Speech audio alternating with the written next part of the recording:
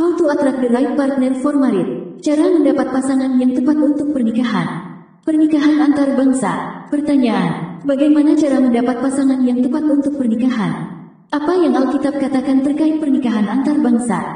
Berikut pembahasannya. Ketika saya tumbuh dewasa, seringkali mendengar orang-orang di keluarga saya berbicara tentang pernikahan antar bangsa.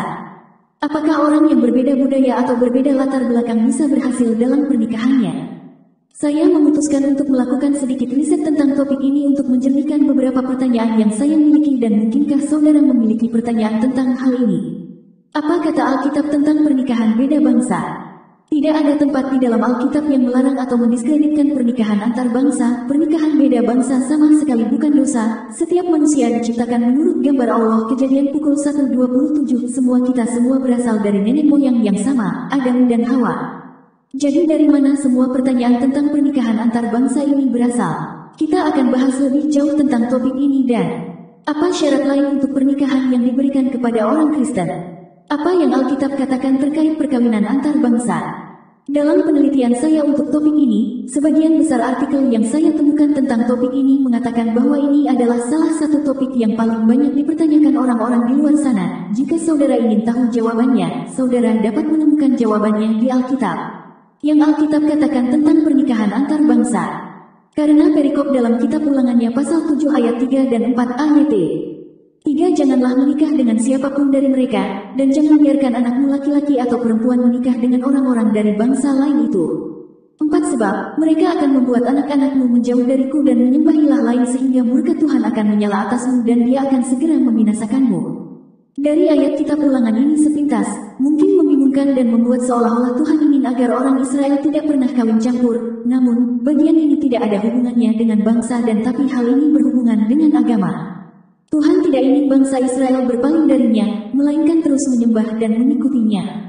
Jika orang Israel menikah dengan penduduk Kanaan, mereka akan tergoda untuk menyembah dewa-dewa palsu mereka. Dengan Tuhan menyatakan untuk tidak menikahi orang-orang ini, Dia melindungi Israel dari penyembahan berhala. Contoh perkawinan antar bangsa dalam Alkitab. 1 Kisah perkawinan Musa merupakan pernikahan antar bangsa. Dalam Bilangan pasal 12 ayat 1-15, Musa, seorang Yahudi, menikah dengan seorang wanita Kus. Kus adalah wilayah selatan Ethiopia, tempat orang-orangnya dikenal karena kulitnya yang hitam. Tuhan menyetujui pernikahan ini, tetapi Harun dan Miriam mengkritik pernikahan ini, yang membuat Tuhan marah. Sehingga Tuhan memberi Miriam kusta selama 7 hari sebagai hukuman atas kritiknya terhadap Musa dan istrinya. 2 Kisah perkawinan Rut merupakan pernikahan antar bangsa. Rut, dari Moab, pindah ke Bethlehem ketika negerinya dilanda kelaparan. Ketika dia bertemu Boas, dia tidak ragu untuk mengambilnya sebagai istrinya karena imannya kepada Tuhan Israel. Rut bukanlah seorang Yahudi. Dia adalah seorang Moab, meskipun banyak yang mendiskriminasinya, Tuhan tetap mencintainya. Tuhan tidak membeda-bedakan dan Tuhan mencintai semua orang dengan cara yang sama. Kita semua sama di dalam Kristus dan warna kulit atau latar belakang budaya yang berbeda tidak dapat menghalangi misi para pengikut Yesus Kristus. Dalam Kolose pasal 3 ayat 11 BINK, sebagai akibat daripada itu lenyaplah segala perbedaan-perbedaan antara orang Yahudi dan bukan Yahudi, orang bersunat dan orang yang tidak bersunat, tidak ada lagi perbedaan antara orang asing dan orang biadab, antara hamba dan orang bebas, sebab Kristus adalah segala-galanya dan Dia bersatu dengan mereka semuanya. Tapi mengapa pertanyaan tentang perkawinan antar bangsa masih sering diajukan? Mengapa orang masih bertanya apakah perkawinan ini boleh? Bukankah kita sudah melewati hal ini? Saat ini kita berada di zaman apa?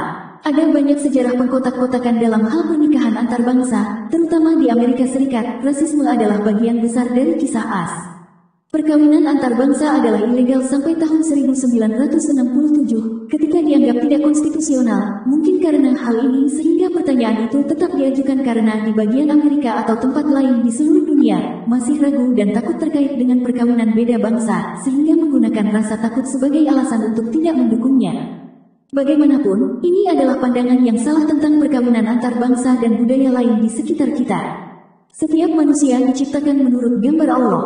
Kita harus memperlakukan setiap orang dengan rasa hormat dan kehormatan layak mereka terima sebagai pembawa gambar Allah. Kejadian pasal 1 ayat 27 SB 2010. Maka Allah menciptakan manusia menurut citranya. Menurut citranya, Allah menciptakan manusia, laki-laki dan perempuan. Dampak pernikahan lintas budaya. Memang terkadang perkawinan lintas budaya seringkali menimbulkan menimbulkan tantangan yang berbeda karena adanya perbedaan adat dan budaya. Seperti yang dijelaskan artikel ini, terkadang ada harapan yang tidak terpenuhi karena perbedaan budaya yang dapat menghambat dan menguras kesabaran dalam berumah tangga. Seperti halnya pertunangan atau pernikahan yang akan datang, berdoalah kepada Tuhan agar Dia membantu Anda bersabar dengan pasangan Anda dan memiliki kebijaksanaan dalam hubungan tersebut. Terutama dengan pernikahan lintas budaya, terbuka tentang ekspektasi, dan berbicara satu sama lain tentang budaya Anda yang berbeda. Kita semua satu di dalam Kristus, dan pernikahan lintas budaya dapat dilakukan dan telah menjadi contoh yang indah tentang bagaimana Kristus menyatukan orang. Apa persyaratan pernikahan dalam Alkitab? Satu-satunya persyaratan bagi orang Kristen untuk menikah adalah jika orang lain saat ini belum menikah, berlainan jenis kelamin, dan juga seorang Kristen. Tentu saja ada faktor lain yang perlu dipertimbangkan saat menikahi seseorang, tetapi ini adalah faktor utama yang harus diikuti yakni 1. Hanya satu pria dan satu wanita. Alkitab sangat jelas menuliskan bahwa pernikahan adalah antara satu pria dan satu wanita. Pernikahan adalah rancangan Tuhan seperti dalam Kejadian pasal 2 ayat 24 ILT 3. Itulah sebabnya, seorang pria akan meninggalkan ayahnya dan ibunya dan bersatu padu dengan istrinya dan mereka menjadi satu daging. Konteks dari ayat ini, orang Kristen harus menikah dengan lawan jenisnya, pernikahan yang alkitabiah pria dan wanita, bukan pria dengan pria, atau wanita dengan wanita. Dua pasangan harus menjadi seorang Kristen. Sebagai orang Kristen, kita harus menikah dengan orang Kristen juga. Dalam 2 Korintus pasal 6 ayat 14 SB 2010 menyatakan dengan jelas, janganlah kamu berpasangan dengan orang-orang yang tidak beriman. Pasangan yang demikian tidaklah sepadan. Karena adakah persamaan antara apa yang benar dengan apa yang jahat? Dapatkah terang dengan gelap bersatu? Seperti kisah dalam Ulangan di mana orang Israel tidak boleh menikah dengan penduduk Kanaan, orang Kristen tidak boleh menikah dengan orang yang tidak percaya. Hal ini alasan bahwa kita tidak boleh rusak dan berpaling dari Tuhan. Semua persyaratan ini dapat dicapai dalam perkawinan lintas budaya.